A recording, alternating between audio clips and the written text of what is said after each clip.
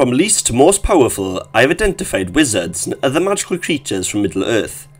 There are 5 important wizards in Middle-earth that receive the most attention. Gandalf and Saruman are most likely the 2 characters that moviegoers are most familiar with. Radagast the Brown is also introduced in a minor way. The wizards of Middle-earth are known as the Starry, and although they served the gods of Middle-earth as their servants and strong beings, they assumed the guise of wizards. Although there are only 5 wizards in the story, there are other beings that have comparable powers as wizards, and do similar tasks. Even though Wormtongue isn't truly a wizard, there are definite signs that he may have some link to evil magic.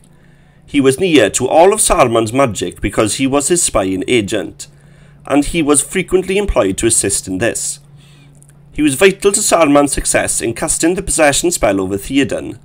In light of this, it's not improbable that he would have attempted to learn from Saruman, even though he may not be a wizard in the classical Middle-earth sense. In TA 1000, the 5 wizards or Starry all travelled together to Middle-earth. The precise date varies slightly depending on the book and the source though. For the purpose of battling Sauron, they were dispatched to Middle-earth. 2 blue wizards were mentioned in passing twice throughout the series. Though the names aren't exactly clear, Alata and Palandor are mentioned in one place. Although nothing is known about these 2 wizards, their name comes from the colours of the robes that they reputed to wear. The 2 wizards were dispatched to oppose Sauron's forces in the east rather than the west, in contrast to Radagast, Gandalf and Saruman. Each of these wizards was assigned a certain task and role in the struggle against Sauron. However, it's strongly hinted that the blue wizards didn't succeed in their goal. Rather, they failed to complete it. The strongest support from this comes from Tolkien's statement in the Unfinished Tales regarding Gandalf. Truly, of all the Starry, only one remained faithful. They were probably the leaders of the magical cults and adherents, Tolkien added. Radagast the Brown, one of the 5 wizards to come to Middle-earth on a mission to battle Sauron, is one of the most formidable characters in Middle-earth. In the series, he was Gandalf's companion. He shifted his attention from aiding the human-like inhabitants of Middle-earth to healing plants and animals. Due to this, despite the fact that he possessed magical abilities, he made little contribution to the War of the Ring. He was undoubtedly strong, but not as strong as some of the others. First introduced as Gandalf the Grey, the character has a wealth of memorable statements that can be found both in The Lord of the Rings and The Hobbit.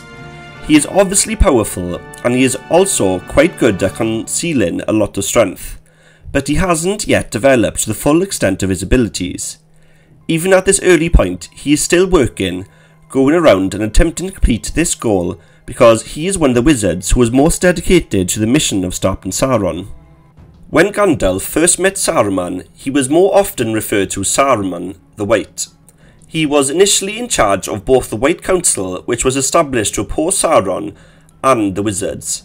At this point, he was more powerful than Gandalf, but his study of evil magic led him to the side of Sauron. He was, and continues to be, one of the most potent wizards in fiction. However, before he joined the Dark Forces, he was a very powerful wizard. His magic is especially on display when he battles Gandalf. Now, the mythology of Middle-earth is quite complex and has many strong beings in it. These great beings included the Starry, but they weren't the only ones. The Vader, who had a large number of slaves and aides, were essentially the gods of Middle-earth. One class of servants were the Starry. Illumer was a different type. She served as Varda's handmaiden and a star protector. She was a chief of the Maya as well, a group to which the Starry also belong. It's not always the case that light magic is the most potent in terms of strength. Saruman may have been the most potent wizard while he was on the side of the good, but when he adhered to Sauron's teachings, he gained strength and might. He finally falls because of this, yet even so, he is still strong in this form. He had given up on his own goal in Middle-earth as Saruman of many colours and devoted himself to accumulating as much power as he could. It's simple to interpret Gandalf's metamorphosis from Gandalf the Grey to Gandalf the White as a sort of resurrection tale. Even though Gandalf had previously been a strong wizard, his strength increases dramatically following the combat with the Balrog. With this change, Gandalf essentially replaces Saruman as the ruler of the wizards. The only person left who is still trying to bring an end to Sauron is Gandalf, one of the best characters in The Lord of the Rings, and this change gave him much more strength than before. Despite not being a wizard or a starry, Sauron is another incredible strong figure with many talents that give the impression that they are magical. He belongs to the Maya. He may not officially be a wizard, but he has enormous magic and power. He serves in many respects as the very potent evil lord, and his dark magic undoubtedly qualifies as wizardry in one sense. Welcome to Middle-earth InVader. Hope you enjoyed this video of the strongest wizards and other magical creatures. Like and subscribe.